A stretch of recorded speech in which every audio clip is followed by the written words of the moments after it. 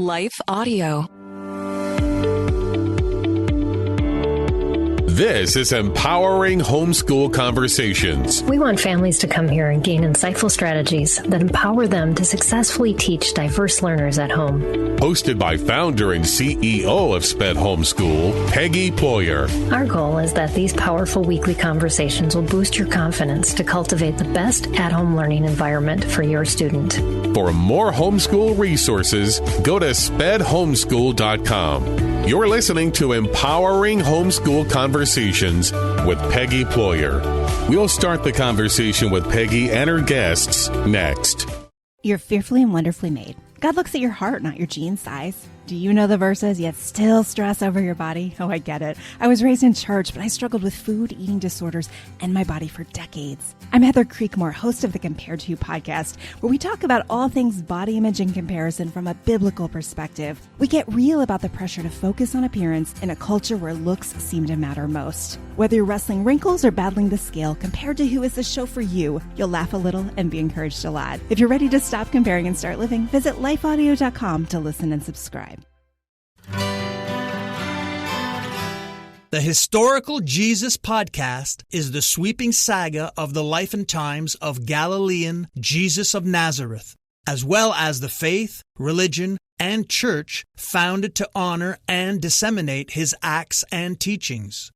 Join me, Mark Vinette, on this fascinating journey through time, exploring the many great works of Christian theology, literature, architecture, music, and art inspired by the words and deeds of Jesus Christ. This is Empowering Homeschool Conversations, provided by SPED Homeschool, a nonprofit that empowers families to home educate diverse learners. To learn more, visit spedhomeschool.com. Here's Peggy Ployer. Today we are going to talk about extended learning, how to homeschool after high school. You may think, okay, what does that mean? Well, Stephanie Buckwalter is a repeat guest.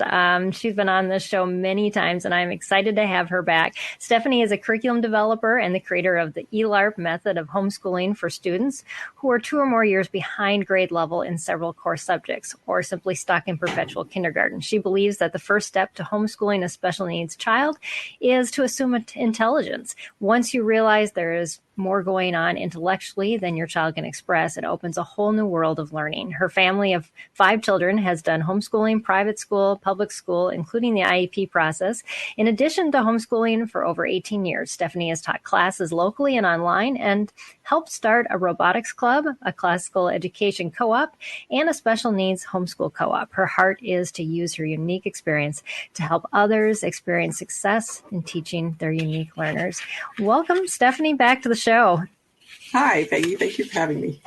Absolutely. And I love the topic that we're hitting on because we're kind of hitting that mid-year point. And I know a lot of parents, when you're homeschooling high school, you've got that senior and you're like, I don't think we even have a clue where we're going next. I remember being there.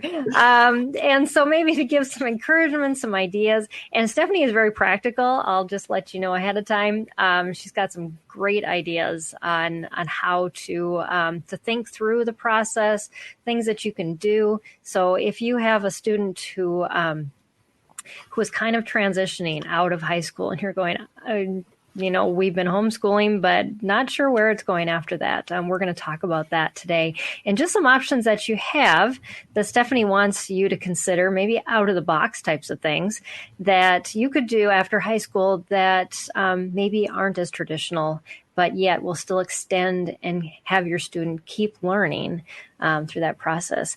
And if you're joining us live, I see there's some of you on already. Just know that you can put your comments and questions in the feed. We're live on Facebook, on YouTube, on Twitch, as well as Twitter. So just feel free to pop on and let us know where you're from, what questions you might have, what's your situation. We'd love to be able to discuss that with you if you're willing to share. So, Stephanie, to get us started, I know I read a little bit of your bio, but if you could just share anything that you think is pertinent as far as your family, your homeschooling, and this subject specifically, just what kind of just gets you motivated to work on this subject. And I know your daughter probably is a lot behind that. Yes. I have 5 children, and one of them has very mild, he was a struggling learner. Mm-hmm. And so he's the one that I actually designed the course that I'm going to be talking about today for. Awesome. He's in his 20s right now, and we're working through this very process. And then my daughter is moderate intellectual disability, and she is getting ready to graduate soon. So I've got her coming up behind me. So I'm working this idea from 2 different angles, both the mild angle and the moderate angle. And what I call is one child who has the potential to be independent on his own, and the other one who will likely be independent at home. Yeah. Mm-hmm. And so I'm glad that you come from both those perspectives, because we have such a wide spectrum of issues that the parents in our community deal with. And so sometimes they're like, that's just not for me, but just hold tight if you've got any student with any type of struggle. And I found that even though I graduated student, thought that, we had done everything, prepared him for, we're revisiting that again. And so there's, I think, always to have something like this in our toolbox, to know that, the world is just a hard place for young people. And so that to know that we can have some ways to help equip them through this process, even after they've launched. But it's always good to prepare ahead of time if you can. Yes. And this can happen at any time, because they may be going down a path, and that path kind of peters out and doesn't work. So you can always pick up with this. And we always wish that it would work out the first time, but doesn't always. I changed my major in college 5 times, so I know that you don't always finish where you started. Right, exactly. That's really kind of a good topic to get started on, is those areas of interest. And maybe we have a student who has lots of areas of interest, or maybe we're not sure if their area of interest is going to lead anywhere, or could absolutely lead anywhere. How would you suggest a parent start working with their student to kind of figure out areas of interest, but then also areas of interest that may turn into potentially jobs, areas of study, those types of things?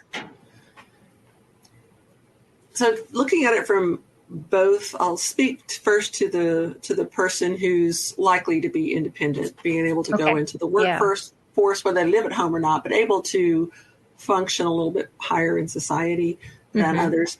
And for that person, if they have any current interest, even if they seem odd, try to.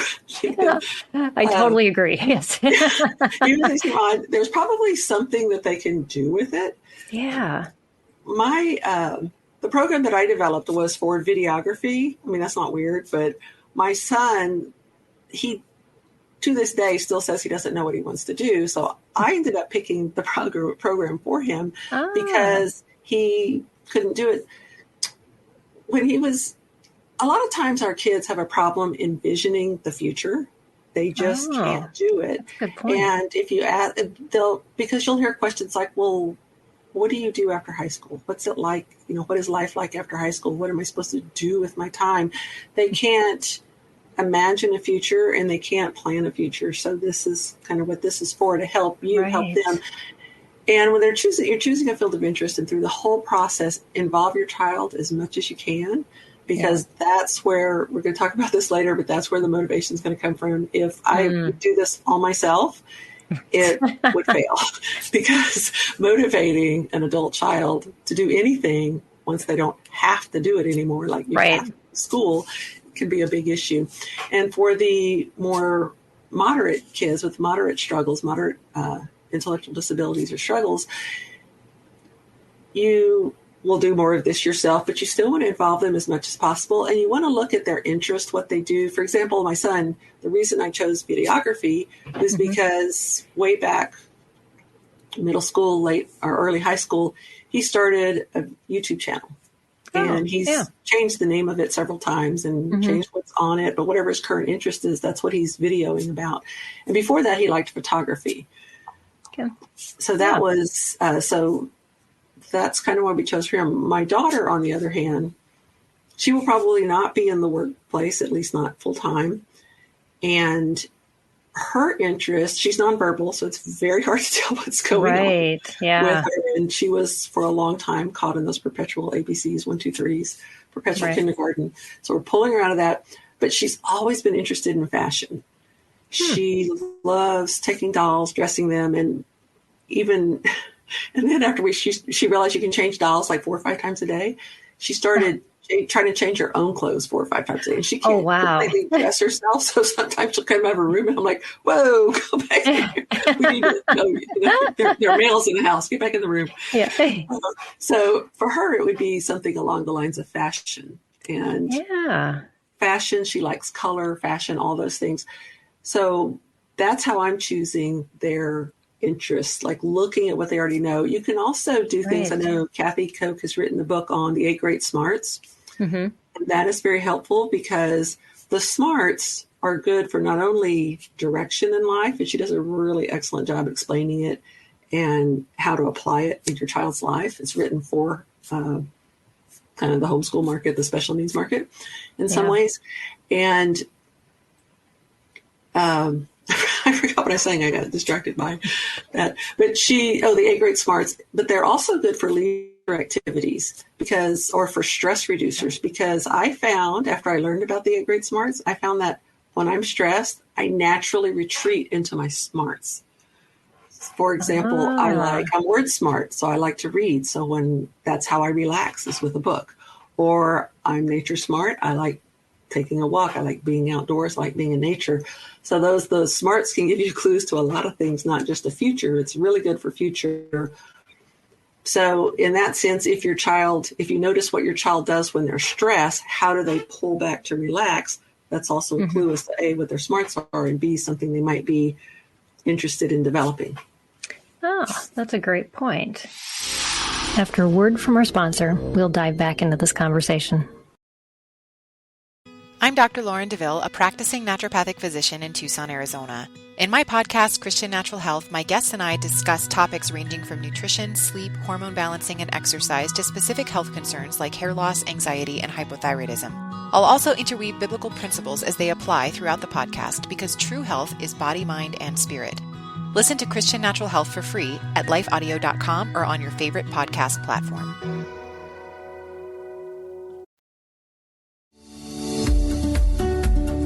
This is Empowering Homeschool Conversations, provided by SPED Homeschool. Go to spedhomeschool.com to get resources and support for teaching your unique learner at home. Your child may be good at a lot of things, and then it's hard to deduce. But I love what you said about where do they retreat, because that is like that inborn like peace that we have when we do things. And don't you want that, for your child, and to have them in a place where they can show their gifts, but yet not be stressed. And I think that's what we all yearn for in our lifelong work, is to do something that really is fulfilling and peaceful. But yeah. Yeah, I mean, sometimes you don't want to, you want to leave your activities so that you can get away from all the work. Right. But if your child is stressed, suffers from anxiety or those kind of things, working within that area of retreat is actually what you talked about, is giving you that peace as you're working. And you'll always love it. You'll always love what you do. Right. Exactly. Yes. So that was, Yeah. So you kind of approach that from both sides, and so, anything else on that? No, so that's pretty much the first step, is figure out their field of interest. And if they have several fields of interest, pick one, let them pick one, preferably. Let them pick one and start down that path. And if it doesn't work out, it's okay. They're basically changing their major, which is no big deal. If you've been through that process yourself, you know that changing a major is, you don't really lose, especially in the early parts, you don't lose anything, You're Right. always adding to your child. So don't feel like if you spent 2 or 3 years studying something and it doesn't pan out, that's not lost. I don't think God wastes anything. No, absolutely not. No, my oldest went and got a welding certificate first and then decided to go to college after that. And he's like, I wasted this whole year. And I said, no, not really. I'm like, how many engineers actually know how to construct something? Because that is a huge bonus. And really employers did see that after he graduated too. So yes, there's never anything lost. There's always something that you learn through every single process, even if the process takes your child down a road that is less than what you would have desired for them. You know, we learn through the hard stuff too. It's all, yeah. That's what happened to me. My first major was computer science. And I flunked programming twice and calculus twice. So I knew I could not. And I was paying for this myself. So I was like burning money on these classes that I couldn't pass. But when I graduated with a degree in, believe it or not, literary studies, that was number 5, major number 5, literary studies. My first job was an R&D, or research and development place for computers. And my second one was an information technology, one of these big companies. It was Pro Systems at the time. Or it's similar to like Dell or IBM or whatever. And I became a technical writer. And because, even though I flunked those programming classes twice, because I understood programming and what it meant, I was able to be a really good technical writer because I could understand what the programmers were sending me and then twist it around to put it out there from the user perspective, from the literary studies part of it. So it was really... so that didn't go to waste, even though I didn't even pass it. So don't despair if your child seems to flunk whatever it is you're working on. It's not wasted. Yeah, that's good encouragement. I love that. So after that step, what would come next? So for a child who you're trying to prepare for the workforce, you'd want to start gathering job posting. So you go to some place. The easiest place to do this is Indeed.com, Indeed.com. And it's I believe several job posting sites feed into that one. So it's not just, one place. So you're getting job postings from a lot of different places in one place. So what I did was I went there and I started looking at job postings for videographers. And I had no idea what I was going to find because that's not my area of interest or specialty. I have no knowledge of this. So that's also an encouragement for you. Even if you have no knowledge, you can get that knowledge. So I looked at several, so I looked at job postings, and I also looked in several geographical areas because my son has indicated that he doesn't want to live where his parents are. Once he's on his own, he wants to be away. He wants to strike out on his own. So I looked at different geographical areas. And so I was honoring his, requests, whether I want them or not. And I wanted to see, and I was looking specifically at pay and job opportunities so that I could see if this was going to be something you can actually make a living at. Right. So that was pretty much, step 2. So you gather the job postings. And then once I did that, I started highlighting the pertinent information in the job postings. Okay. And in the case of videography, I was looking specifically at skills. And I immediately noticed that many of the postings mentioned specific equipment that you needed to know. And I further noticed there are many areas you could specialize in. The other thing you want to look for any field you're going into are their certifications. Because my husband works in IT. And once you're in IT, it's all about the certifications. And they want you to be certified in this software because technology is changing so fast. Right. If you have a certification, it means that you're up on whatever's current. And it's easier to get jobs. So even if you don't have a degree plan, if there's a certification that can go with, if you see those mentioned in the job postings, make a note of those.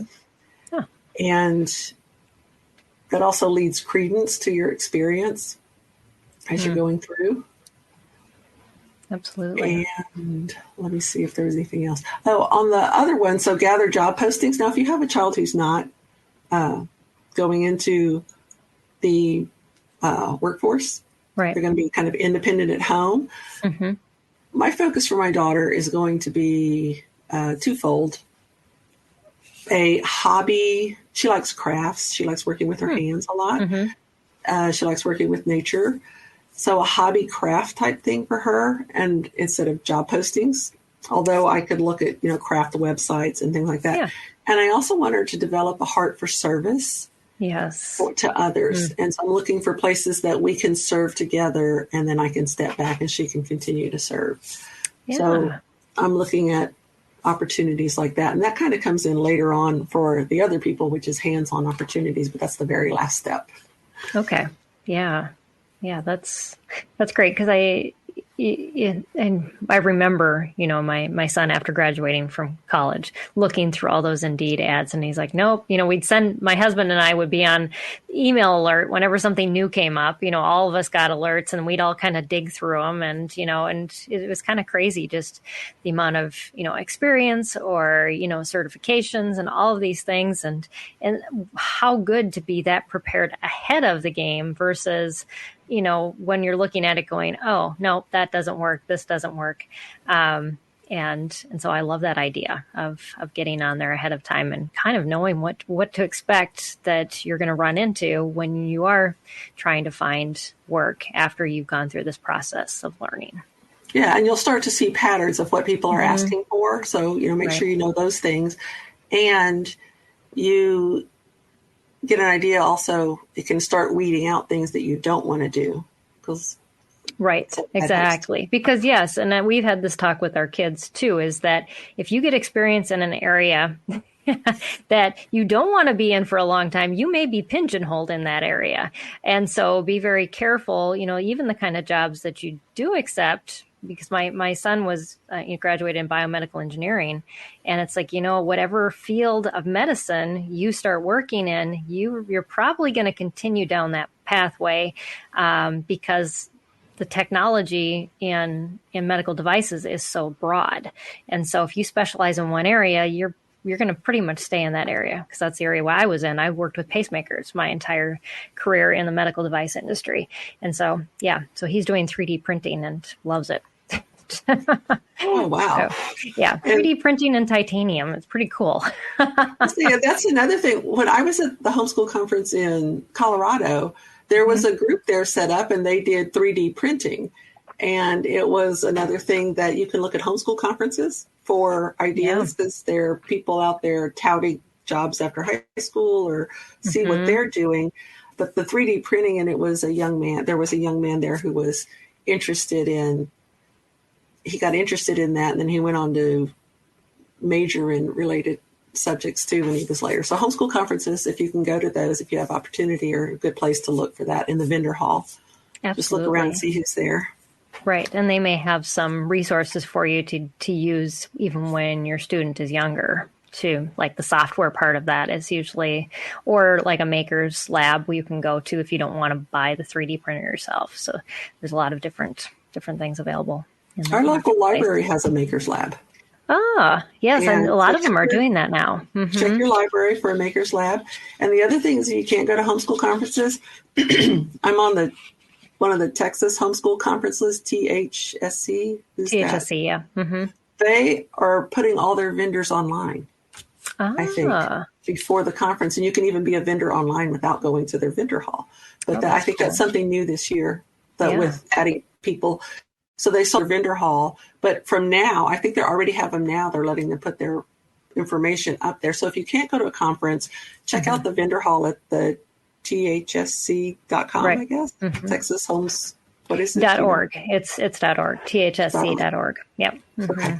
For to look at vendors and what they're doing and what they're putting out there. But anyway, so we're kind of focusing like on the college aspect and going like that. But there are, when you get your list of, when you're looking at things, tailor it to your child. If your child's not going to be in college, because we're kind of talking about people who aren't going to college, that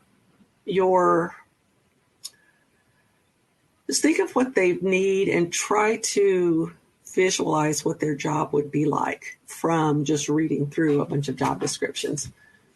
Yeah, that's a great idea, because I think it's fun to do something as a hobby, but how do you turn that hobby into more of a full-time work? And is this something I want to be doing that long, Well, it's interesting because step 4 is complete a list of skills, tools, and possible areas of specialization. So let me see. I'm just going to pull it up and read it. So this was a list I came up of things to know in videography. Okay. And I had to look some of these up because I didn't know what they were. Oh, okay. B-roll footage. Yeah, they wanted people to be able to do B-roll footage. And I had to look that up. And that means, for those who are not in the know, it's whenever you're doing a news story, they kind of cut to a scene to like place you where you're at. Or if it's, they're talking about a flood and they're transitioning between talking about one thing or talking to another person, they'll show something. That's your B-roll. So that's not the A-roll of what you're talking to people during a newscast. They want B-roll footage. So they want you to be familiar with that and be gathering that as you're doing that. So that's something to know about. Creating a shots list, directing, producing, script writing, post-production, sound recording, set up, tear down, and carry equipment. And that is actually the job of the videographer. That's not a separate person unless you're on a big, they like kind of have to be their own roadie, so to speak. Right, exactly. And that's a good thing to know. You have to know all that stuff, how to maintain the equipment, live feed recording and broadcasting. And these are also, you can specialize. I realize with all this, you can specialize in some of these areas. Editing film, inserting closed captions, graphics, on-screen elements, computer graphics and special effects, animations, lightings, event logistics. For if you are a videographer, my son just got married a couple of weekends ago, and they didn't have a videographer, they had photographers, and so they had to know the logistics of the event so that they would be at the right place at the right time to get the pictures. Right. Positioning the equipment. So if you're working with cameras, you got to know how to place them, especially on a large scale. Web video codecs, which is about compression, and that's actually you can get a certification in that. Wow. Color correction, audio, video transcoding, video storytelling, studio work, outdoor events and positions, planning and organizing. They want you to be detail oriented.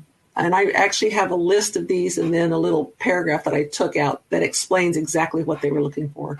Set layout, production. I'm going on and on, but audio narration production, project planning, creative design, film editing, film distribution, production, lighting, and staging. I mean, with videography, there was this. So the good news is when I looked at all of that, just a minute, let me see. There we go. Okay, I just want to make sure I'm not jumping ahead.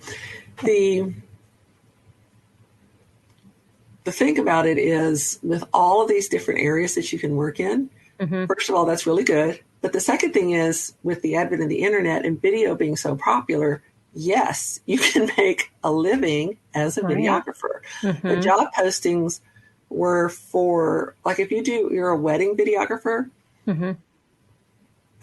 it's like $800, $400 to $800 an event, depending on which company and what location geographically it was. I mean, that's just one day's work. So you could do that, a few weekend, every weekend during wedding season and then some. You can specialize in something like that, and you just have to learn wedding videography. You don't have to learn post-production, pre-production, lighting, staging, all that stuff. Exactly. Yeah. So you can specialize, and it's, and then the other places I thought were interesting that hire videographers, real estate agents, because they want you to go video the homes, and they want you to also be able to do the photography. So you do photographs, and it was like $100 per home, and however long it took you. Right. They're lawyers, and I guess they went to video depositions or video whatever it is lawyers do. So a lawyer's office, this was actually in Austin, that was looking for a videographer, and government agencies want videographers on staff, especially the ones that are like the State Department, and they want them for making promotional videos for the public, a lot of these government agencies. So it was just crazy. And even the government jobs were paying $60,000, $70,000, $80,000, $100,000 a year with experience. That's not just starting out. Exactly. But so so videography is something you can make a living wage at. So I was very thrilled to see that. So that's one of the things you're going to want to check is, it's a big enough field. Actually, it doesn't really have to be a big field, because I'll tell you about another job. My daughter-in-law's father. His career was adjusting the compasses on ships. That was his whole job. He said he would in repair, and he did that for years. And he was one of only like 8 people in the United States who had that job. Wow! And his specialty, and it always had to be updated because the magnetic north is always shifting, and every time magnetic north shifts, the ships have to recalibrate their compasses, or they're off course. You start out for France and you end up in Africa. Yeah. So that'd be bad. I'm on the East Coast, so that's the analogy there. So it's fascinating. So it doesn't really have to be a large field like I was talking about. It can just be a really tiny field, but it should be something that they're interested in and that they can potentially learn and do. Right. Yeah. And for the independent at home, some of these things may be working on just life skills. And absolutely.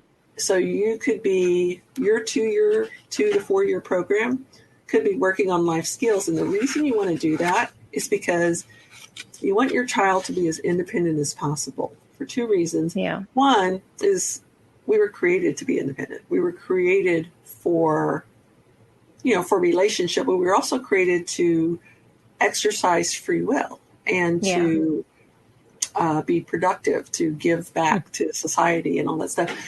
Right. Independence. And the other thing I want to mention about independence is it takes thinking skills because you have to be able to reason through a process to be independent.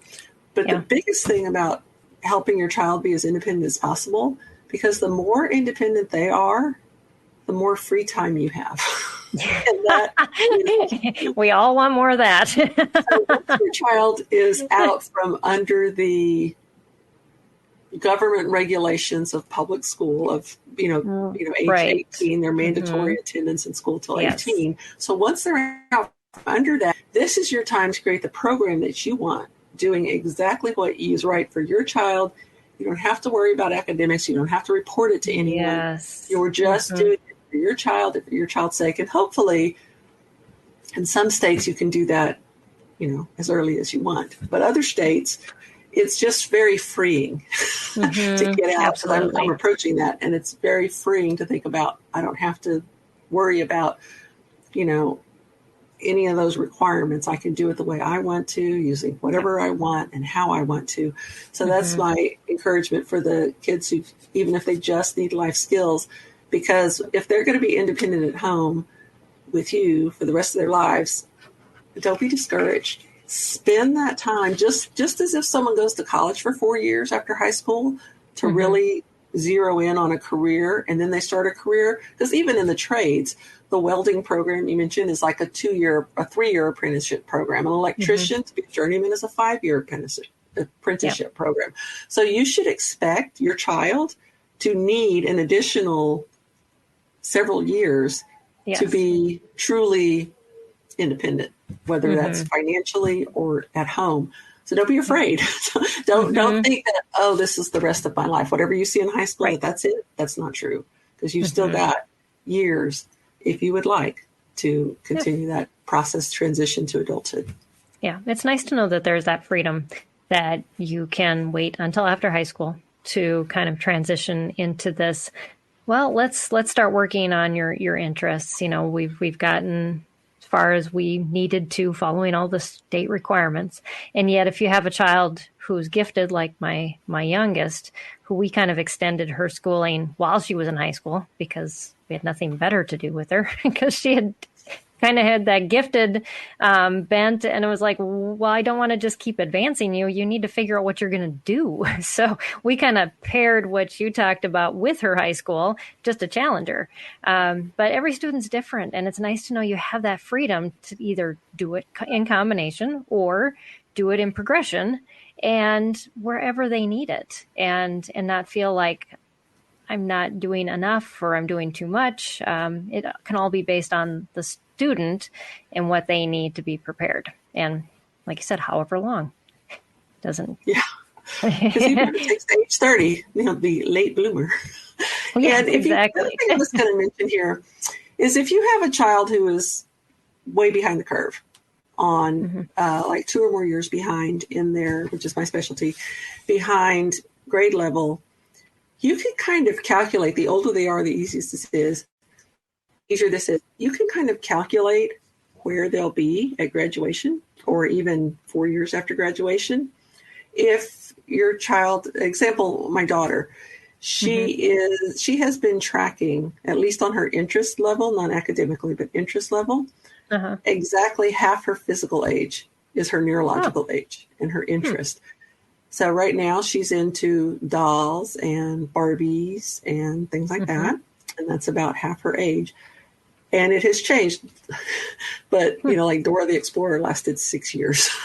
Wow. And SpongeBob was only 2, thankfully, because she used to scream like SpongeBob. I didn't realize how much SpongeBob screamed, especially in the early seasons, the first 2 seasons, until she started watching. She started screaming all the time, like, what is going on? And it was SpongeBob that did. Don't let your kid watch SpongeBob if they scream. But so you can kind of calculate. So I think, well, if so when she's going to be 30, she'll be like high school level. 40, she might actually be college ready, things like that. Right. And it's kind of hard to think about that because think, oh, my child, she's so far behind. But that's just who they are. That's how God made them, and that's how they're going to be unless something dramatically changes. But if they've been steadily growing and not regressing, then you have kind of a roadmap to use to plan the future. So don't shy away from that. Calculate that number. Right. Yeah. Yeah. And we have one viewer that's watching on YouTube has made some comments and asked about tips for adults who want to do like independent learning at home by themselves.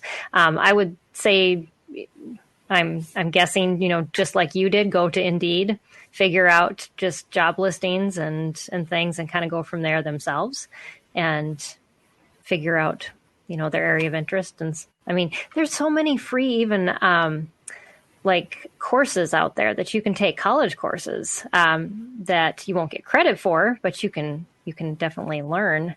Actually, we're getting to that. There's just so many resources. Okay, so let's. I won't get ahead of you, but I think we're going to talk about schedules next and planning. Is that correct? Yes. So the step after this one is the one we were talking about. Okay, so, but schedules are good because we kind of have to know what we're going to do. So the next step, and this is kind of the same thing you would do as you're planning on a school year, create a realistic yearly calendar.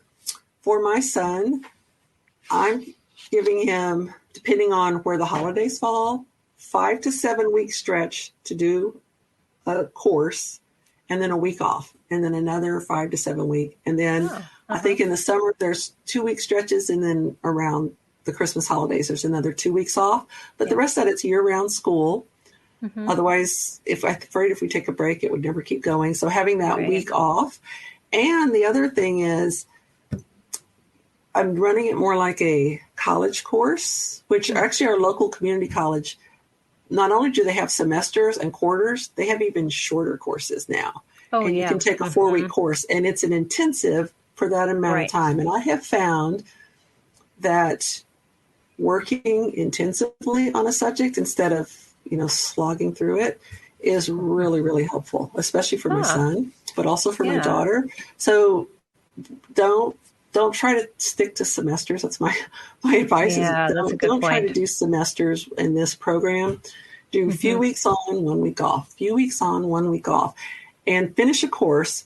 And then when we go into this the next step is to lay out a 2 to 4 year plan of study to fit your child's needs. And that's where you go on and find the courses that you want.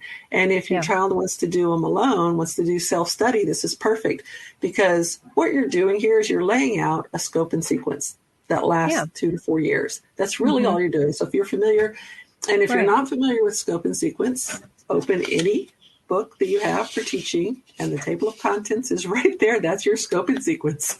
So you're creating a table of contents for your kids after high school experience. And the places to find courses I found several that are decent. If you want a college level course, and you can actually get a certificate of completion if you pay for it. If not, it's free. It's called Coursera. Yes. That's a Course RA. So it's .com. Coursera. And I've actually taken a course on there. I didn't do it for credit, but I took gamification. It was fascinating. And then they're taught at the college level. And if you're not paying for it, your projects are peer reviewed. So you have to review other students' work, or your child would, and then they review his or hers. Okay. So that one's the highest level. That's going to be the highest level. Right. There are other things like that too. I don't know the names of them, but that's the one I'm familiar with. But all the big universities submit classes, and a few foreign universities. Yeah. The best two places I found are Skillshare.com. Actually, there are three. There are three you can go to look for courses. Skillshare.com, and they have an annual membership. So you can pay these next three places. You can pay for individual courses, or you can get a membership, which is extremely cheap, and you can take as many classes as you want. So it's like $100 and something for the membership. Oh, wow. Or you can pay, $40 per class if you have the membership. Skillshare.com. There was something that used to be called lynda.com, lynda.com, that had a bunch of it. Was mostly like business classes. Like, I started out kind of doing like Microsoft Office and things like that, but expanded into all kinds of things. And that company was purchased by LinkedIn. So now I think it's called LinkedIn Learning. You'll have to search on that. I think I've seen that recently, yes. So LinkedIn Learning, they bought lynda.com. So so they have a boatload of courses already in there. And they're relatively inexpensive. And I can't for the life of me think of the third one. Well, you can send it to me and we'll put it in the show notes. Because it was, it's one that I use. So I can't believe I can't think of it right now. If I comes to me, I'll let you know. If not, I'll send it to you afterwards. Sounds good. So you find, and these places have courses. And so the videography course, this is where my son's taking the videography course. Yeah. So I typed in videography, and I had my list of everything that he should know to apply for a job as a videographer. And there are lots of classes, and they can be specialized. And so I look at the teacher reviews, the student reviews, the course reviews, how recent they are, things like that. Right. And if you find, and the other thing I kind of look for is a teacher that has several courses. So if you find a good teacher, you can stick with that same teacher, which really helps our kids. Yes, absolutely. Find someone. The teaching style and types of requirements. So I gave him a list of 3 or 4, like I wanted a general overview of videography for him. So I gave him a list of 3 or 4, suggested which one I would take. Yeah. Sorry, I couldn't hold back. I'll have to do that better in the future. And then he chose one of the courses, and he took it in that first 7-week period, and he completed it, and he liked it. And so because he still doesn't have an idea of what to do, he's willing to continue to work on it because he likes videography. And so it's kind of, so even if he's never going to do it, he's learning stuff that he likes to do anyway. That's great. Yeah. A lot of times if you give them that choice, and that the buy-in is much higher because they know they chose it. And then if it ends up being something, like you said, that I don't know if I'm going to use this or not, everything comes around. You just never know. And I think to reassure them, you just don't know, maybe you picked this for another intention, and it's going to come up that but some job that you look at, this is going to be something they're going to require, even though you would never really use it a lot. But yeah, always good to put a good spin on that and let them know that their work will never go to waste. Right. And the whole point of independence is making your own decisions. So at this stage, especially if they're already out of high school or get close to it, you really want them to be making those decisions because they need to start owning their life. Yes. And it is very difficult for those kids who can't envision a future to own that future. So it really helps to get them, you're starting that kicking them out of the nest kind of thing. Yeah. Yep. Slowly and very carefully. Carefully moving them toward that independence that you want and they want. They may not think you want it. It may be scary. That's the other thing, is it may be scary for you to think of your child going out into the world and being independent and being on their own. Right. That's kind of a separate issue from this. This is giving your child a way to support themselves, whether they're still at home or out in public. Those are kind of two separate things. Now, you can include life skills in this plan. If your child wants to move out on their own, then give them those life skills to do it, even if it never happens. Because if you think about it, once you got out of high school and you were out of your parents' home, all the decisions you got to make for yourself, whether they were good or bad, you lived or died by your decisions. Right. I know I made several bad ones. But that's how you learn. So exactly, you have to let your child fail, but to help them to be the most helpful, they have to fail forward. You don't want them failing backwards where they get discouraged and don't want to move forward anymore. So when they fail, you kind of set them up to fail forward into learning. Yes. Yep. Exactly. Because learning sometimes can be very painful. That's the most memorable learning we have. So what about keeping track of progress? And how do we, how do you plan to do that, or how are you doing that with both of your students? For my son, my 2-year scope and sequence is basically keeping track of his courses that he took online. And we're also doing remedial work. I didn't mention that. Oh, okay. Because he's not real strong in math. So he's focusing heavily, intensely on the core subject matter that he's learning, the videography courses, but we're also doing remedial work alongside it at a slower pace, just so that he can strengthen those skills at the end of 2 years. Hopefully he'll be more confident in those areas. So the plan is, as we're going through, just keeping a list of it. And the reason you want to do that is it's basically your child's resume. Right. There are a lot of things, and videography was one of the things that doesn't require a college degree. Its high school diploma is fine on most of the jobs. Some of the government jobs required it, but most of them, high school diploma was fine. But if you can, on a resume, say, and these are all the courses I've taken alongside the experience that your child has, then that will go a long way towards employment. So that's why you want to keep track, even though you're not required to, and you're not going to get grades for these things, and that's fine. But you can show coursework. You list it on the resume as coursework, and then list out all the classes that are relevant to the job that you're applying to. Yeah.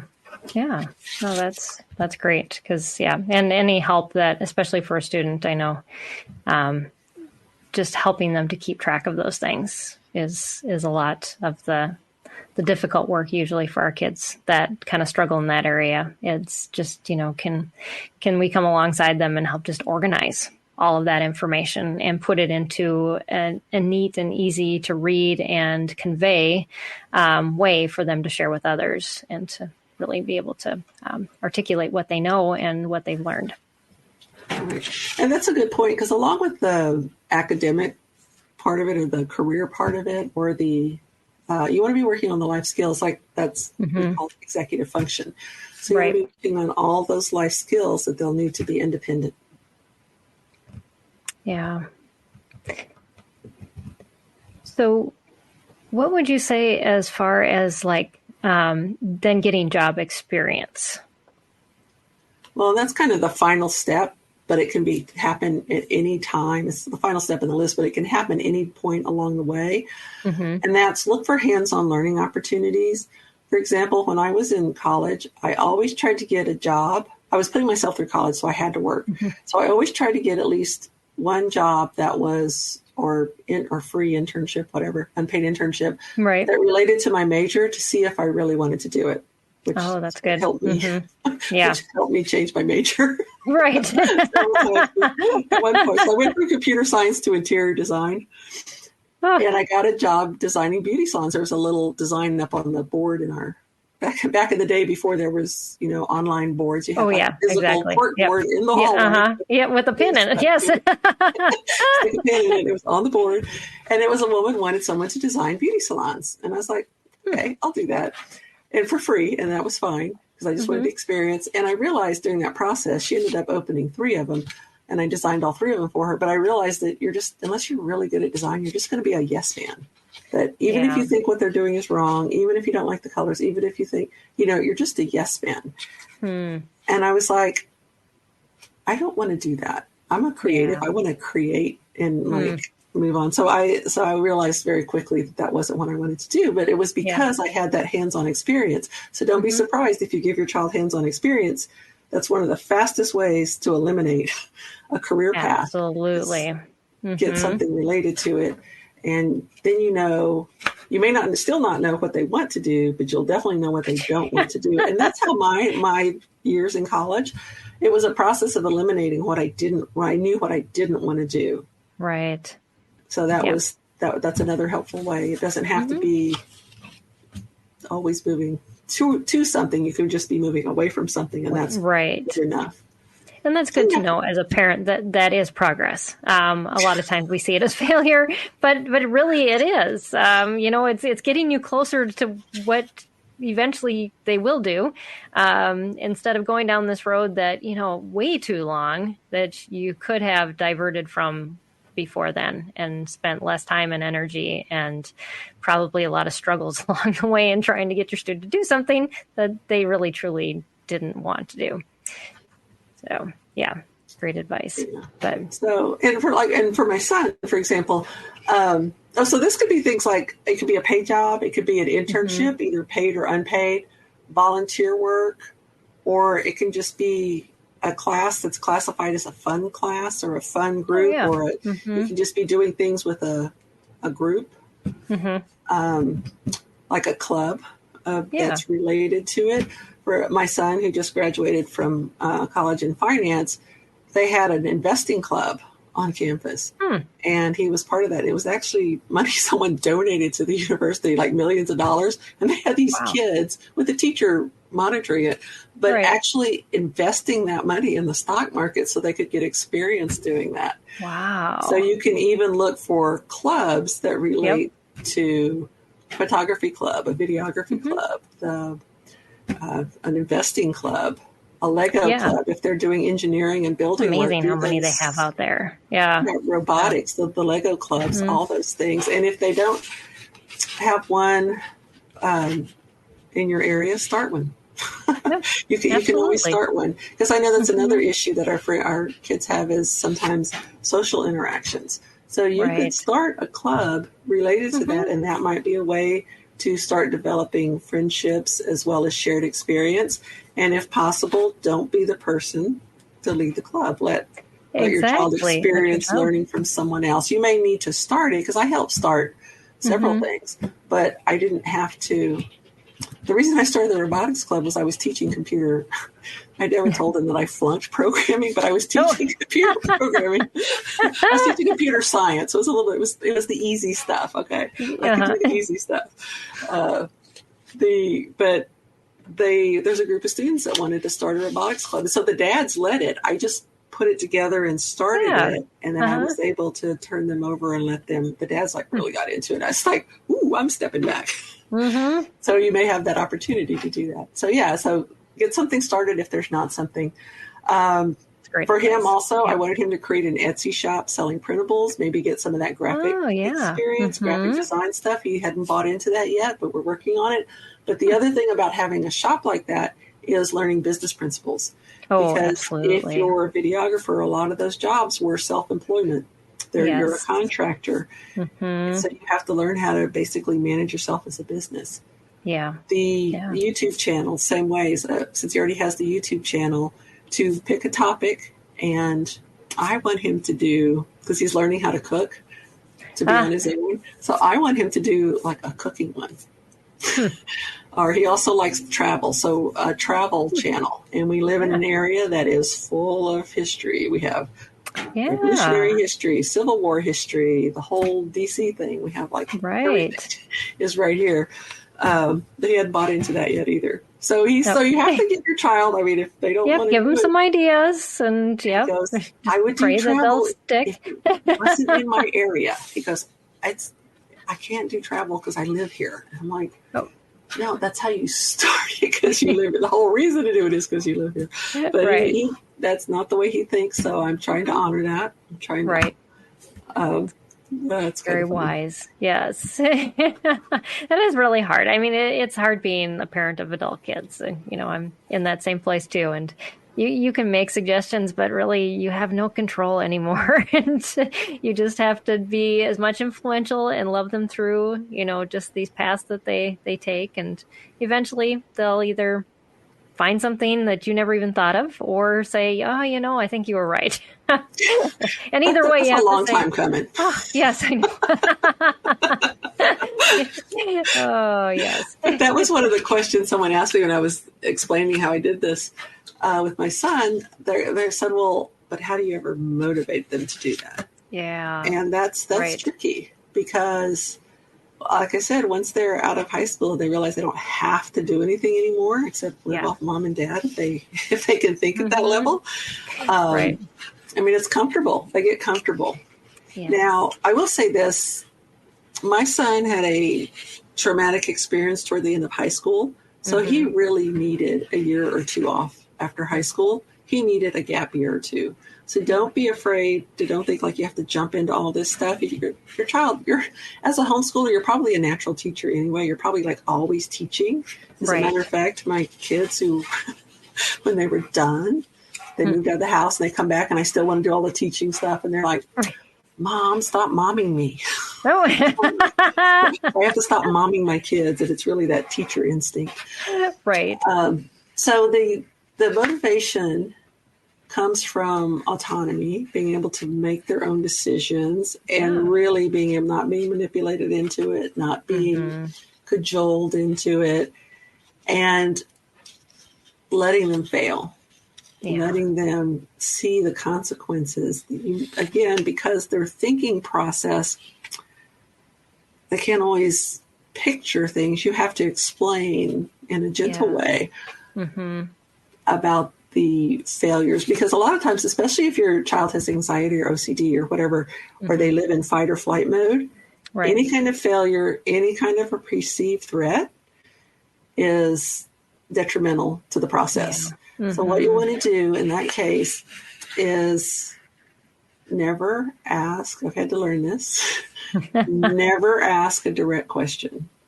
Oh, that's, You can, that sets off the fight or flight, especially in an area that's uncomfortable, like your future and being independent and all the anxiety that goes with that. And like, how do I afford it and how can I live there? The other thing you can do to encourage this participation is this, and we had to do this, come up with a budget of how much it costs to live at home, how much, and reduced rent, like just ours, we decided on $200 would be rent if he was working and could pay for it. And then on top of that, how much would car insurance be if he was paying his portion? Right. How much of the phone bill, the utilities, the internet, and this is just his portion of it, not on his own. And what we did was, as he starts working and as he earns money, he has to start paying us for some of those things.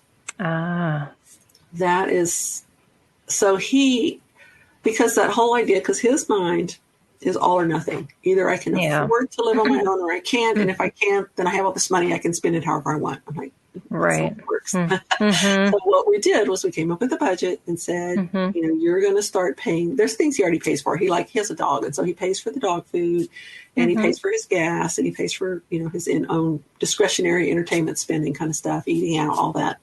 Yeah. But we're like, okay, when you get a paycheck, you need to give us this much, pay off these little cheap things. Like the phone is like $15 for his portion.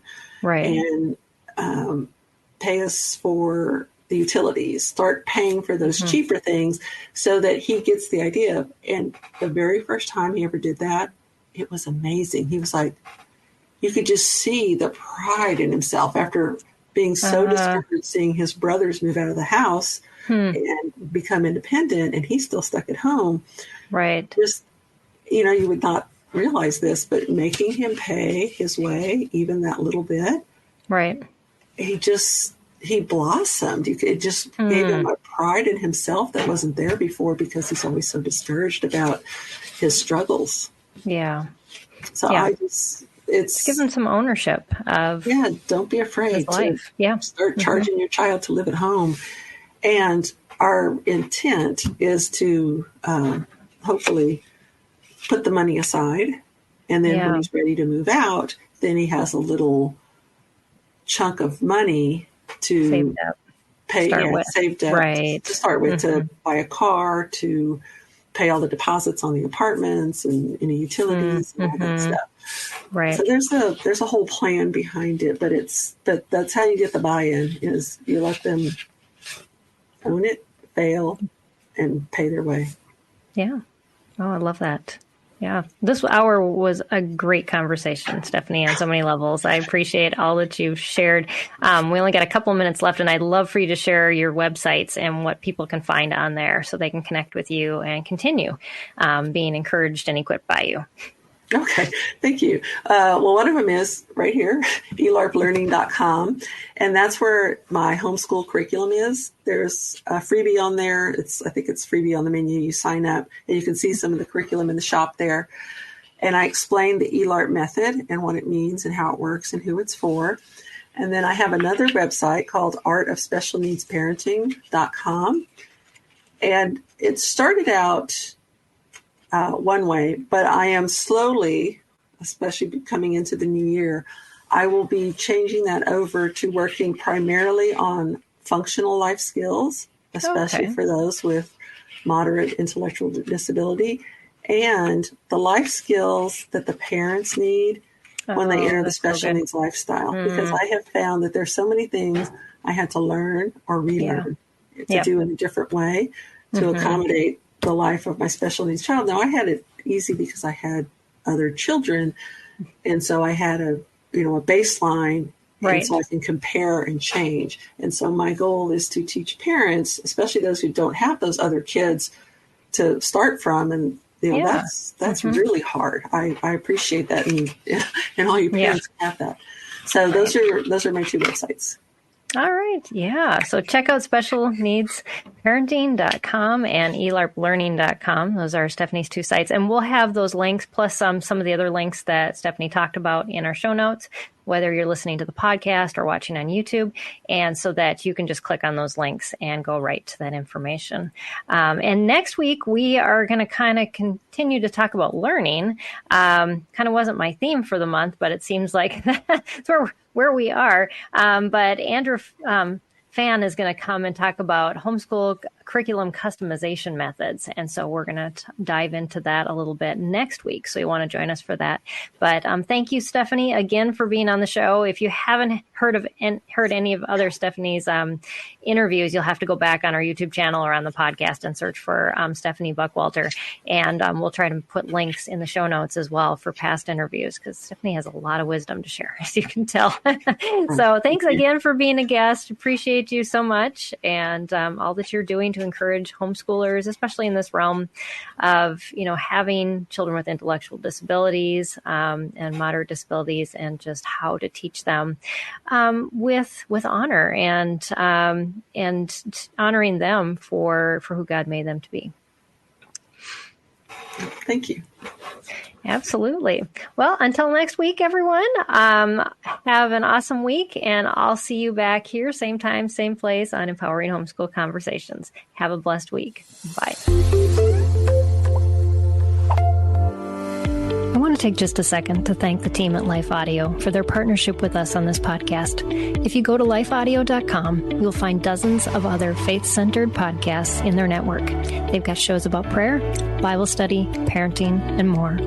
This has been Empowering Homeschool Conversations with Peggy Ployer. Scripture and brain science agree. Meditating on God's Word transforms us and reduces stress in our lives. I'm Jody Nisnik, host of So Much More, Creating Space for God. a scripture meditation podcast. And each week, I give you space to hear God's Word, listen to the Spirit, and pray about what's on your heart. And then we have a thoughtful conversation with guests to help us go deeper. Listen and subscribe at lifeaudio.com.